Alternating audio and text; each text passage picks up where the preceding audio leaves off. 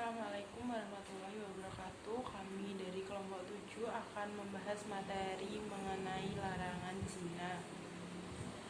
Kami beranggotakan saya Deva Oktavia Sahrani, lalu Aiki Stianinit dan Santika Hasindi. Di sini kami akan membahas tentang zina, larangannya dan hukumannya. Kata zina berasal dari kata zana yasni yang artinya hubungan layaknya suami istri antara perempuan dengan laki-laki yang sudah mukallaf atau balik tanpa ikatan pernikahan yang sah menurut syariat Islam. Zina adalah istilah hukum Islam yang merujuk pada hubungan seksual yang melanggar hukum. Menurut jurisprudensi tradisional, zina dapat mencakup perzinaan dari pihak yang sudah menikah, pencabulan dari pihak yang belum menikah, prostitusi, pemerkosaan, sodomi, homoseksual ines, dan kebinatangan. Perbuatan zina dikategorikan menjadi dua bagian, yaitu zina muhsan dan gairu muhsan. Zina muhsan yaitu perzinaan yang sudah berakal, balik, merdeka, dan sudah pernah menikah.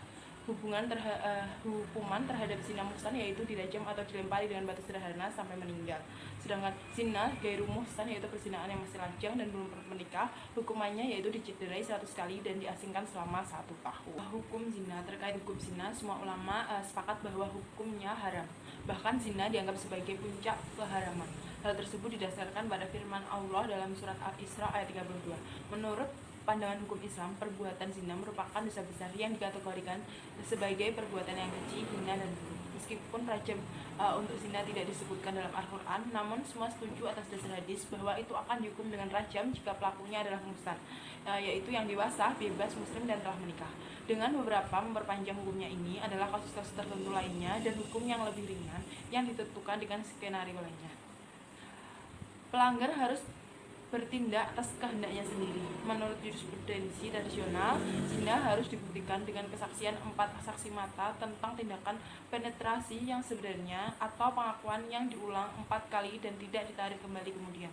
Pemerkosaan secara tradisional dituntut di bawah kategori hukum yang berbeda yang menggunakan aturan pembuktian yang normal.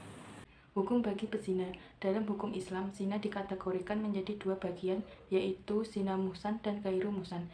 Zina muhsan adalah pezina yang sudah balik, berakal, dan sudah pernah menikah. Hukumannya adalah dilempari dengan batu sampai meninggal. Sedangkan gairu muhsan adalah pezina yang masih lajang dan belum pernah menikah. Hukumannya didera 100 kali dan diasingkan selama 1 tahun. Hukuman bagi orang yang menuduh zina.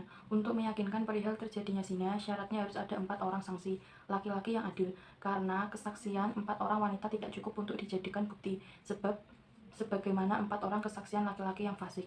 Kesaksian 4 orang laki-laki yang fasik andil ini pun masih memerlukan syarat, yaitu setiap laki-laki tersebut harus melihat persis kejadiannya.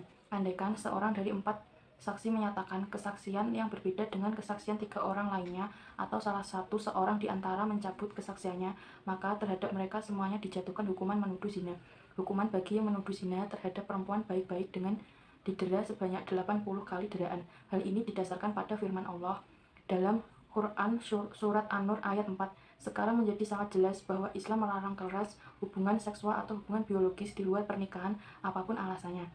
Sebab perbuatan zina sangat bertentangan dengan fitrah manusia dan mengingkari tujuan pembentukan rumah tangga yang sakinah, mawadah, dan warohmah.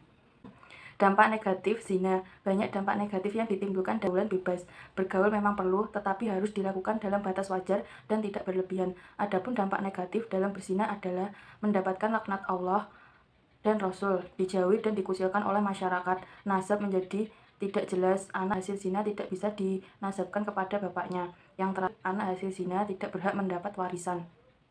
Dalil-dalil larangan mendekati zina. Pada ayat Al-Quran surat Al-Isra ayat 32 berbunyi, dan janganlah kamu mendekati zina.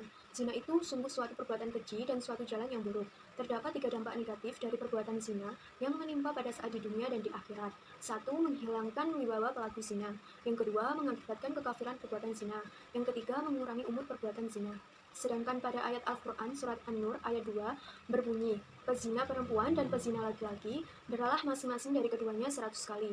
Dan janganlah rasa belas kasih kepada keduanya mencegah kamu untuk menjalankan agama atau hukuman Allah Subhanahu wa taala jika kamu beriman kepada Allah Subhanahu wa taala dan hari kemudian, dan hendaklah hukuman mereka disaksikan oleh sebagian orang-orang beriman. Hadis tentang larangan mendekati zina. Pada hadis yang diriwayatkan oleh Bukhari dan Muslim berbunyi dari Ibnu Abbas radhiyallahu anhu, ia berkata, Aku mendengar Rasulullah Shallallahu Alaihi Wasallam berkhutbah.